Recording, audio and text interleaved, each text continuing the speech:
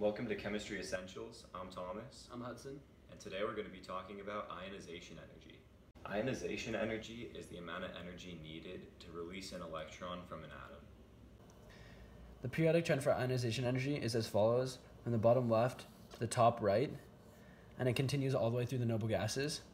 And this makes sense because the noble gases have a full valence shell of electrons, and if they release an electron, they would become unstable and would just require another electron. This equation for Coulomb's law makes sense because as you go from top to bottom of the periodic table, the radius increases, which would mean a lower force. But as you go left to right, the magnitude increases, which would mean a higher force. The greater the amount of force between an electron and its nucleus means that the more amount of energy is needed to remove that electron from the nucleus.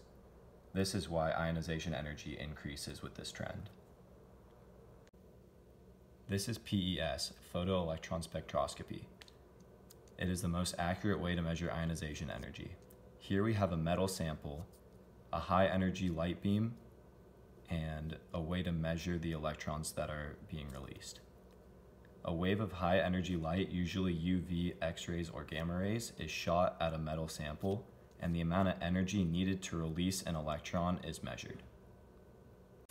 Here we have a graph of PES. On the y-axis we have relative number of electrons, and on the x-axis we have the amount of energy needed to remove those electrons. The different peaks we see are different shells and subshells. For example, this is nitrogen, and from left to right we have 1s2, 2s2, then 2p3. These are known as the first, second, and third ionization energies. Thank you for listening to Chemistry Essentials. I'm Hudson. I'm Thomas. See you next time.